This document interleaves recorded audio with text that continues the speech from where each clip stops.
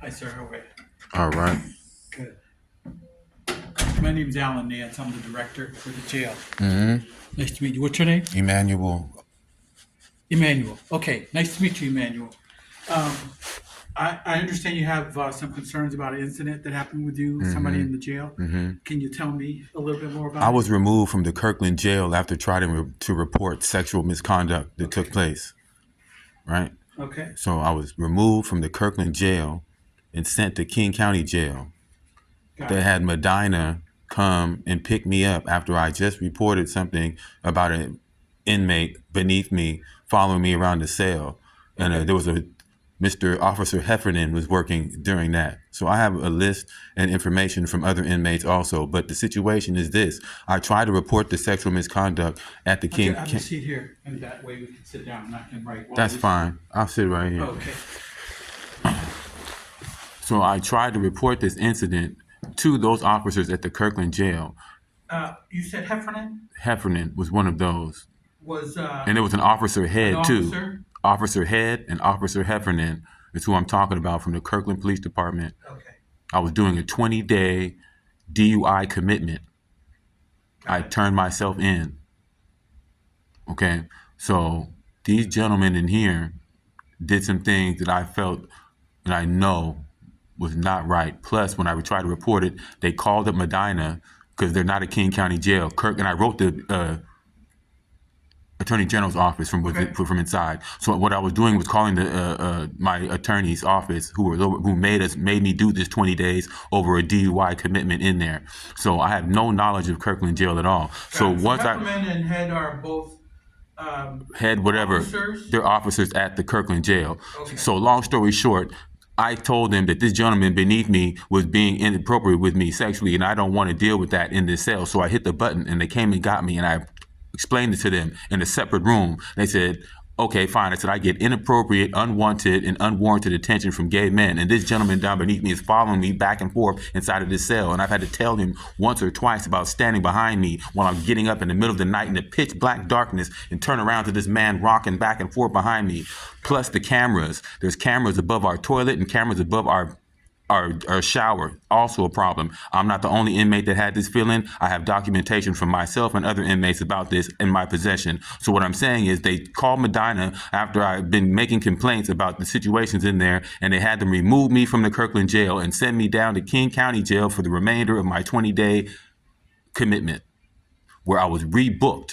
A Medina officer came and picked me up. They zipped my stuff up in some plastic stuff, had me sign for my property, stuck me in the car with this gentleman from Medina because he's a King County officer for my 2014 DUI that I caught. They had to call him and have him remove me from the jail and send me down there. So I get rebooked in the King County jail. Do you remember who the officer was that transported you? I have no idea, but you can find that out.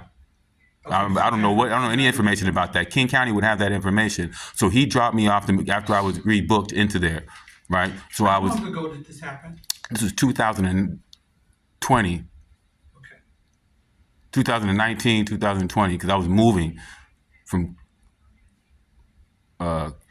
Kingsgate to Juanita. Okay. So once I got down to King County Jail, I tried desperately to get I was on 9 Lower East. Right. So I was on 9 Lower East in King County Jail when I was booked into King County Jail. I spent the remainder of my 5 days in there. I tried to get a nurse to get this information to someone to help me out. And she was like, I don't want any parts of this. But finally, she went and got me to talk to this sergeant, this white woman. Right. Like, I don't know. She was kind of a short hair, whatever, white shirt, the stripes of a sergeant, apparently. I don't know. So she takes me out of my cell, had an attitude, stuck me in a visitation room with 2 pieces of paper and 2 pens to write down what took place. Yeah. So I begin to write it down and she leaves. When she comes back, she takes my statement and starts to read it. And I'm like, okay. She's reading it and going, And I'm like, what do you mean, She's like, I said, what do you mean? She said, I'm not turning this in. I said, why not? She said, I'm not turning this in. I said, well, give it back. And she said, no. Then she hit the door and left me in there for an hour. And that's the last time I saw that woman about me trying to report that situation in there. So who was this woman who took off of my statement after I tried this desperately to report this and finally got her to document this and disappeared, and we've never seen her. Yeah. We've never seen her since, and this is why I come in there asking questions about where this woman is. So I had got in trouble recently and went to SCORE, and I'm currently got a court about this now, but I reported it again in SCORE to another female sergeant. And I have that documentation also with that case number for me reporting it there. Name here? In SCORE? In SCORE? Here.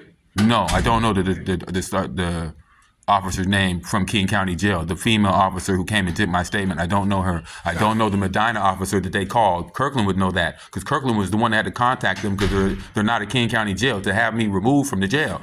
So I have documentation from my stay in there.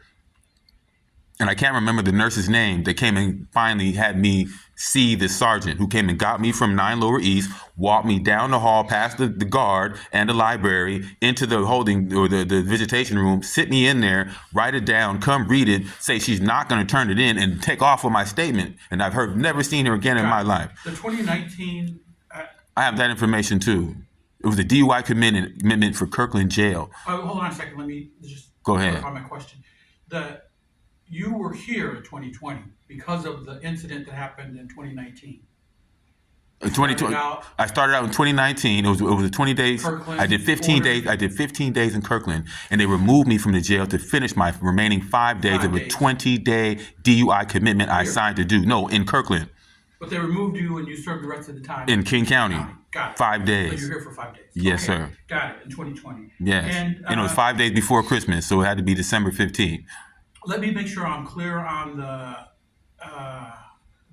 the conduct, the inappropriate conduct. Was there ever any physical conduct between you and this person? He was my bunkmate right down beneath me. Right, but did he physically touch you? He didn't physically touch me, no, at all. Okay, got it.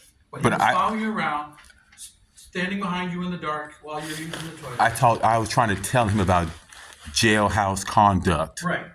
Right? And that you don't stand behind a guy when he's using the toilet. There are rules in the jail, yeah. period, about using the bathroom and however. Yeah. Now, I'm not going to get into his sexual orientation, even though I already know what time it is with him. And there was a lot of tough guy shit going on in there. So for me, he was my bunkmate, and I let him use one of my books at one point in time. Then I had to sit next to him for some reason at this table. They were eating dinner like we're family, and I don't want to eat dinner like his family. So I moved away from him to the other side of the table, and it seemed like he got a little attitude or something like that, though. So he was hanging out with other people in the cell, and I stayed to myself because I'm about to get out of here. Do you remember this guy's name? It was a white Ukrainian man.